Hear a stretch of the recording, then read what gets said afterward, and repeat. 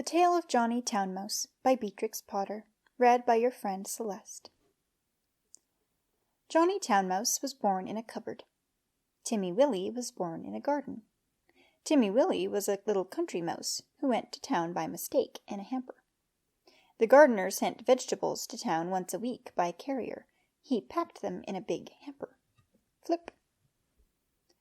The gardener left the hamper by the garden gate, so that the carrier could pick it up when he passed.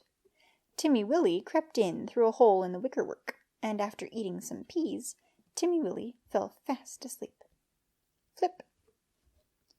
He awoke in a fright, while the hamper was being lifted into the carrier's cart. Then there was a jolting, and a clattering of horses' feet. Other packages were thrown in. For miles and miles, jolt, jolt, jolt, and Timmy Willie trembled amongst the jumbled-up vegetables.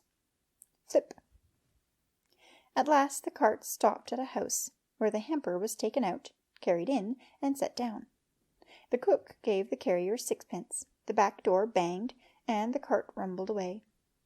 But there was no quiet. There seemed to be hundreds of cars passing. Dogs barked, boys whistled in the street, the cook laughed, the parlour-maid ran up and down stairs, and a canary sang like a steam engine. Flip. Timmy Willie, who had lived all his life in a garden, was almost frightened to death. Presently the cook opened the hamper and began to unpack the vegetables. Out sprang the terrified Timmy Willie. Flip.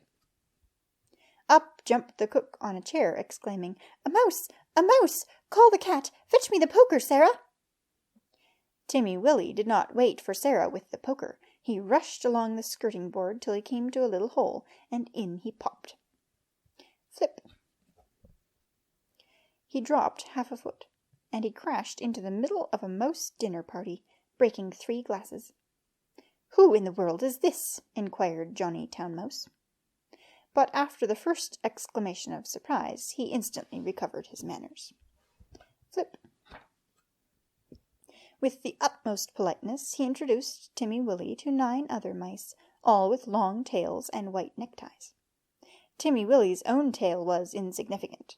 Johnny Town Mouse and his friends noticed it, but they were too well bred to make personal remarks. Only one of them asked Timmy Willie if he had ever been in a trap. Flip.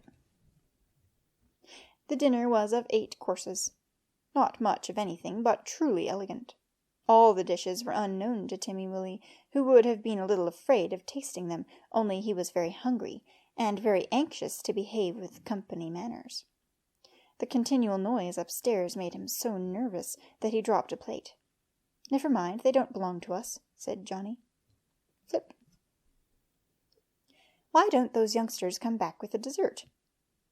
It should be explained that 2 young mice, who were waiting on the others, went skirmishing upstairs to the kitchen between courses. Several times they had come tumbling in, squeaking and laughing. Timmy Willie learnt with horror that they were being chased by the cat. His appetite failed. He felt faint. "Try some jelly," said Johnny Town Mouse. Flip. "No, would you rather go to bed? I will show you a most comfortable sofa-pillow." The sofa-pillow had a hole in it. Johnny Town Mouse quite honestly recommended it as the best bed, kept exclusively for visitors. But the sofa smelt of cat. Timmy Willie preferred to spend a miserable night under the fender. Flip. It was just the same the next day. An excellent breakfast was provided, for mice accustomed to eat bacon, but Timmy Willie had been reared on roots and salad. Johnny Town Mouse and his friends racketed about under the floors, and came boldly out all over the house in the evening. One particularly loud crash had been caused by Sarah tumbling downstairs with the tea-tray. There were crumbs and sugar and smears of jam to be collected, in spite of the cat. Flip.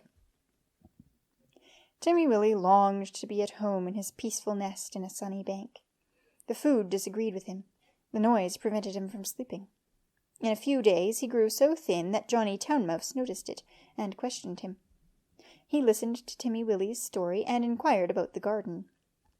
"It sounds rather a dull place. What do you do when it rains?"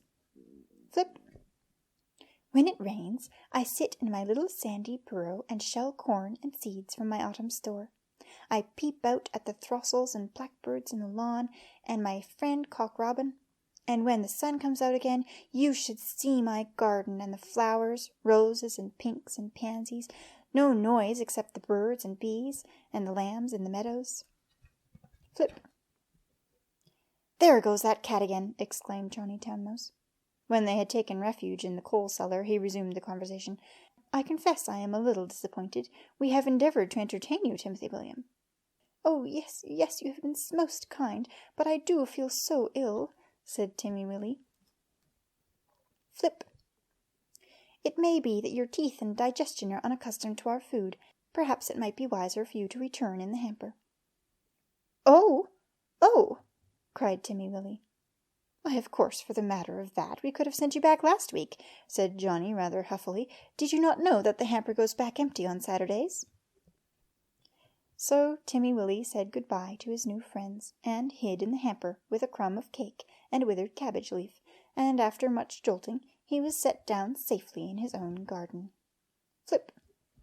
Sometimes on Saturdays he went to look at the hamper lying by the gate, but he knew better than to get in again, and nobody got out, though Johnny Town Mouse had half promised a visit.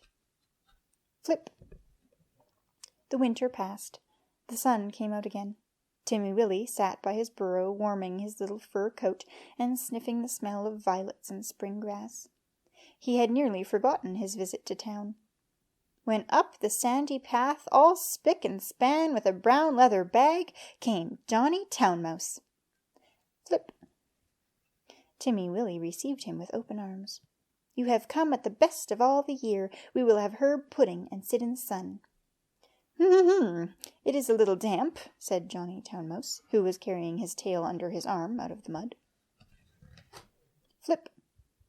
"What is that fearful noise?" He started violently. "That?" said Timmy Willie.